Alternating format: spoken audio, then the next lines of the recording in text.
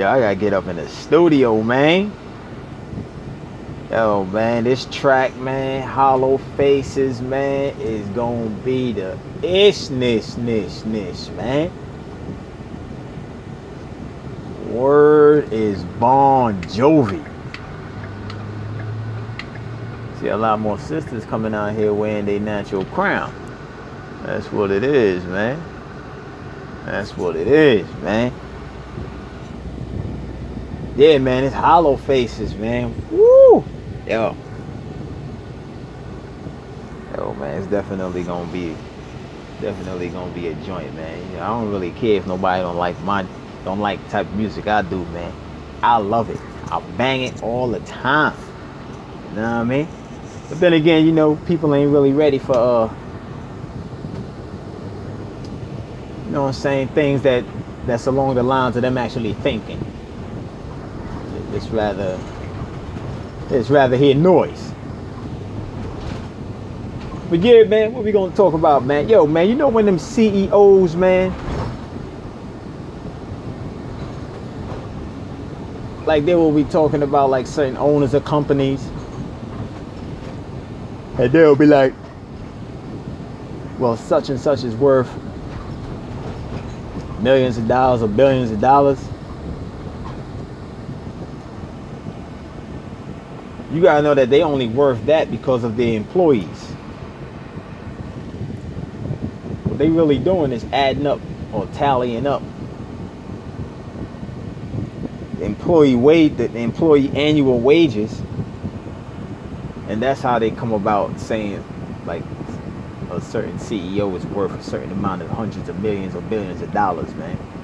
You know what I'm saying? So in actuality, the CEO lives through the employees, man. You know what I'm saying? The employees are the ones who lift the CEO up, man. Because ain't no one man is gonna be worth that much money unless they got people backing him up. And the people that backing him up is the employees, and they tally up the employees' annual salary, whatever it is, annual income, they net worth. You know what I'm saying? They call it a net because, you know, a net is something that is intertwined with other nets or other strings, linears, conduits, you know what I'm saying, which has to do with the people, because these corporations ain't worth nothing. They might try to tell you, they might try to describe it from as a corporate angle and be like, well, this corporation like Microsoft is worth such and such billions of dollars. Nah, it ain't Microsoft, because the corporation is just a damn building. It's a cube, another name for a cube. That cube isn't worth anything. It's the people. The product is not even worth anything. It's the people that purchase the product, or the people that create the product. So it's the people. So their worth really has to do with how much people that came up under their society and that's working for them. So they net worth would have to be the employees, all combined. They tally all that up, and that's how much he's worth.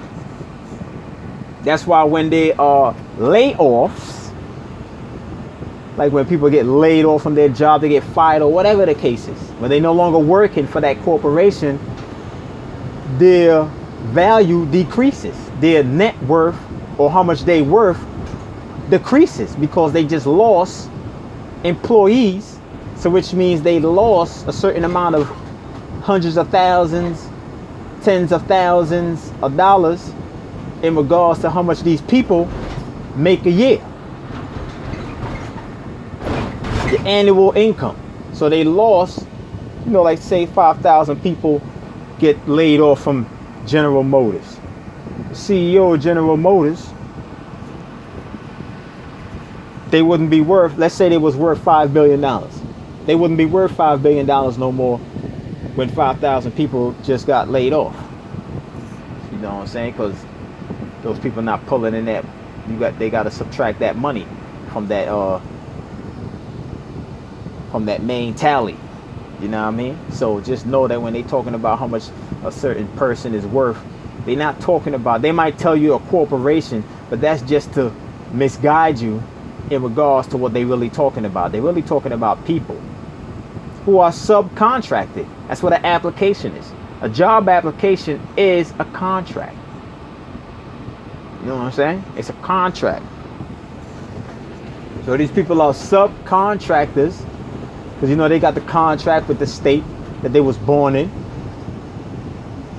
So the state would be like, well, you know, I will allow this person to work for you, man. You know what I'm saying? But yo, man, we gotta eat too, man. So, you know, we ain't gonna charge you that much, man. We're gonna hit you with a few taxes. You know what I'm saying? That'd be like fees. You know what I'm saying? That they just gonna pay out to the state because we allowing them to work. Now, I mean, we allowing them to work. We allowing them to subcontract with you. We are the primary holders of the contract.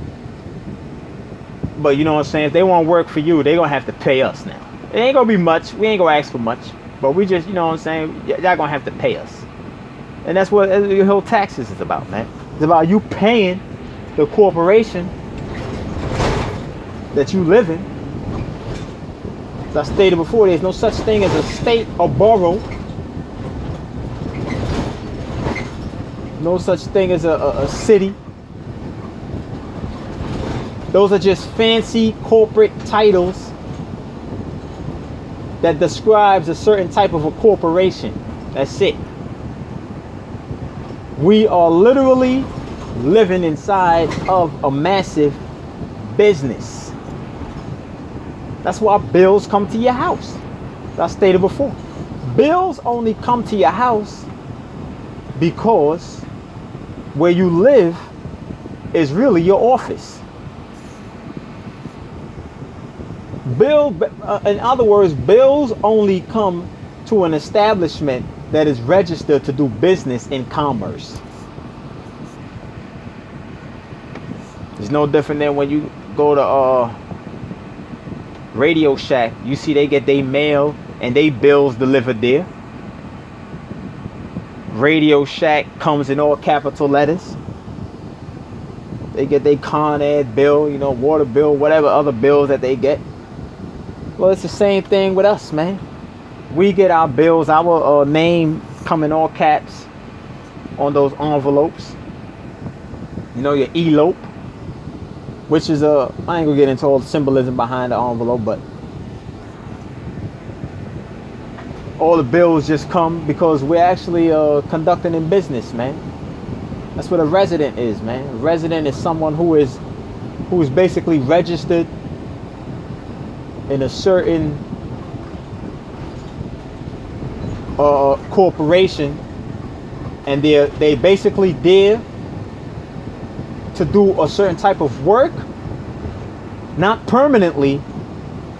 You know what I'm saying? It's basically up under the guise that you're gonna leave sometime soon. You know what I'm saying? And that leaving really doesn't have to do with you migrating to another part of the planet. Because no matter where you migrate, you will always be a resident in a house or apartment, whatever. So that leaving really has to do with you dying. When you die, they know eventually you're gonna die. So that's what the whole resident is. You're here temporarily. You know what I'm saying? So you're just staying here until you die. That's basically what that whole resident thing is about. It's not your house.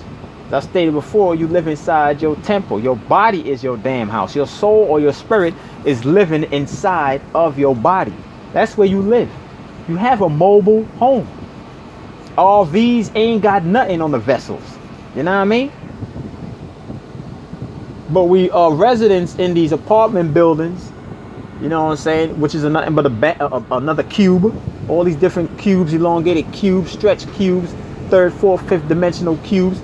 You know, your pyramid is a cube that's collapsing on itself. I ain't gonna really get into the whole depths of that, but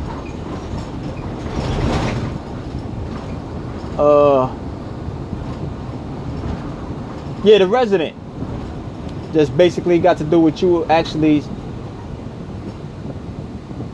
registering to do a certain type of occupation under the guise that you're going to leave soon. So that's why bills come to your house. All of your letters, whatever it is. That's why you have a post office. As I stated before, post means before. When you go to the post office to get your mail, it's not a post office you're going to. That title, post office, is a description that they are telling you that your mail comes here before it goes to your office, which is your residence, which is where you live. So the post office is basically saying this is where your mail comes. Or in other words, the post office is a cloak. Post office title is a cloak. But when you translate the cloak, it basically says this is where your contracts come before it goes to the place that you live. That's what post office really means. It comes here before it goes there to your office. You know what I mean? So your house, your apartment, wherever you live, residence, wherever your residential area is an office. You know what I mean? Straight up. When you driving, like I'm driving right now, even when you drive in your regular car, you actually working. You don't know that. When you are driving your car, you are working. In fact, everything that you do moving around in the realm of commerce, you are working. You always working. Always. That's why you walk around with bills in your pocket that they call money. It's a bill. It's no different than a phone bill. Pay attention to what they're saying. A bill. Meaning that it's owed. It's owed. That's why you give it up to get the do the transactions. It's a bill. It's no different than a light bill. You know what I'm saying? So we don't pay bills. The reason why the debt is actually climbing is because we bill bills. We have never paid a bill in our life. Under the illusion we pay bills. But how could you pay a bill with a bill? I mean, if you got bills in your pocket, I mean, they call it bills, dollar bills, $5 bills, $10 bills, $20 bills. Don't think that when they telling you that it's a bill, it's different from the cable bills, phone bills, light bills, gas bills that you get from in your house. It's just printed on different paper. The same way how you get a Con Edison bill and it has a logo on it and it has a certain description on it, sigils and all that. Well, that's the same thing with the so-called money. Doesn't it has logos on it? Pyramids, birds, you know what I'm saying? Buildings, people faces, crests, shields, things of that nature. It's a bill. It's a freaking bill. So when you use bills to so-called pay for something, you're not paying for anything. What you just did was, let's say you go to the dealership and you so-called buy a car for $80,000. Let's say you go get a Maserati for 80 grand. You give them 80 grand cash now. What you just did was double the bill. There was already $80,000. You know what I'm saying? In existence by way of the car. So what you did was made the $80,000 materialize by giving them the 80 grand for the car. So you didn't pay anything. What you just did was create $80,000 on top of $80,000. So therefore the national debt now $160,000. That's why when you look at the national debt clock, it keeps on going up. They got about 4 numbers all the way to the right that stays solid 8. That's how fast it's spinning. Because we're not paying bills, we're billing bills. You bill bills, you don't pay bills. You know, all hail the bull. And you go get into that. You know what I'm saying? So that's it in a nutshell. When we're driving, you're working. That's why cops can pull you over, because you're actually working. You might think, well, you know, it's your day off. You never have a day off. The only time your day is off is when your body goes off, which is when you die. You know, look at the word die. The word die has the word die in it. I know people might laugh when they hear that. They're like, well, this guy talking about the word die, got the word die in it. Yeah, eliminate the E and you get the DI, which means die, which means to separate. Die means to separate. Like when you dice something, slice and dice, you just separated it. Let's say you dice a cucumber. You just separated the cucumber from itself. You know what I'm saying? So when you die, you separate yourself. The E represents energy. That's what the E means. Also means 5. E, energy, also means 5, which has to do with what? The 5 senses associated with the body. So when you die, your soul or your spirit separates from the body. So there ain't no such thing as death. You know what I'm saying? Even when you look at the word born. On. They telling you, man. Born. They telling you in the word. When you're born, you are on. Your body is on. The power is flowing through the body and now you're on. But when you die, there's a separation. So now you are separated from the vessels. So now the vessel is off. And when you're born, you're on. You're inside the body now. Everything is on, the functioning is on, all the senses is on and all that. You know what I mean?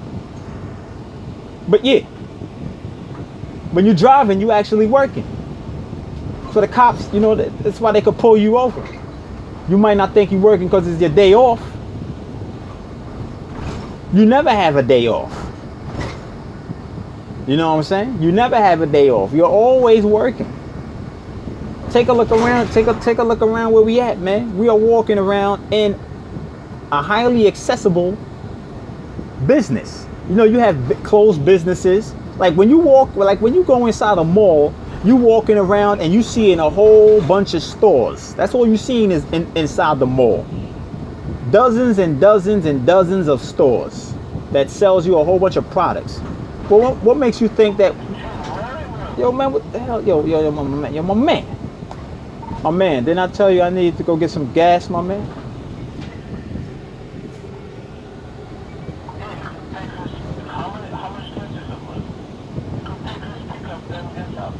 My man, you told me to get gas when I'm clear. Did you not say that, my man?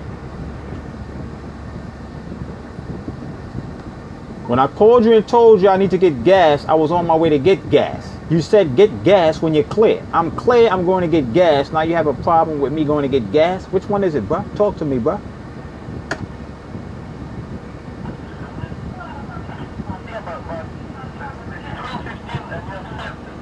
Bruh, there's no buts, bruh. I asked you, I'm doing what you say. I was on my way to get gas. You said go get gas when you are clear. So now I'm clear, I'm going to get gas, doing what you said, and now what's the problem? Come on, bro, what you want me to do, bro? I'm lost right now, bro. I don't know what to do, bro.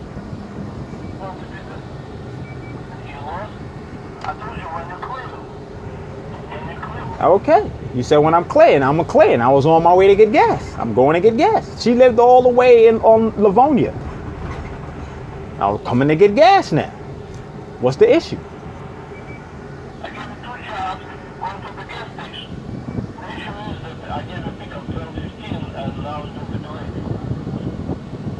But you sent those pickups after I asked you about the gas. It's not like you sent it before. So you consciously knew that I was going to get gas after I was clear, and you decided to send the pickups anyway. You can't get mad at me, bro. I'm doing what you said, player.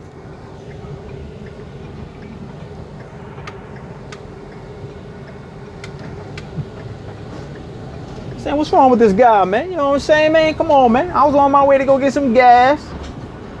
And he talking about, nah, go get gas when you clear. I'm like, all right. So I'm clear. I'm clear. I'm going to get gas. He asking me where I'm going. What do you mean where I'm going? You say go get gas when you clear. Now you're talking about, oh, you send me some pickups.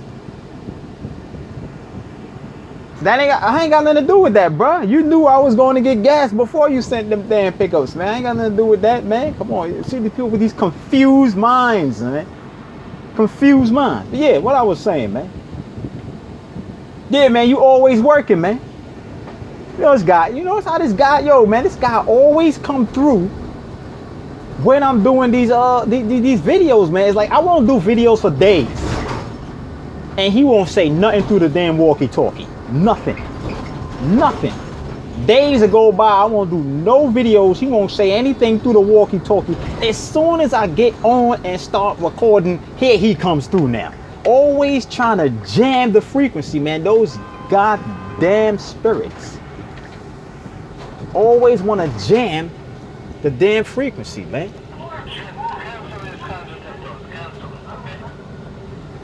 Talking about cancel. You ain't gotta cancel nothing, man. You ain't gotta cancel anything. I'm right here by the highway.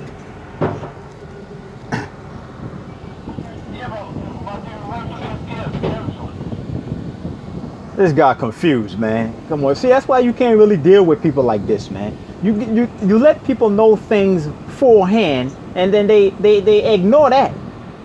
You know what I'm saying?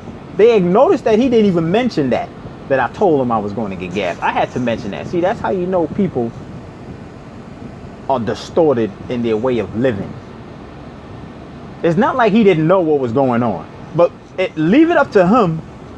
If I would have never mentioned that, y'all would have never known that I told him before, and he told me to go get the damn gas. You know what I'm saying? They always leave out detailed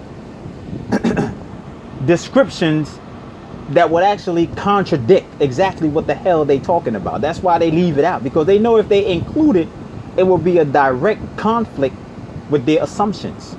Pay attention to people like that, man, who never want to include the overall. That's how you know they fake.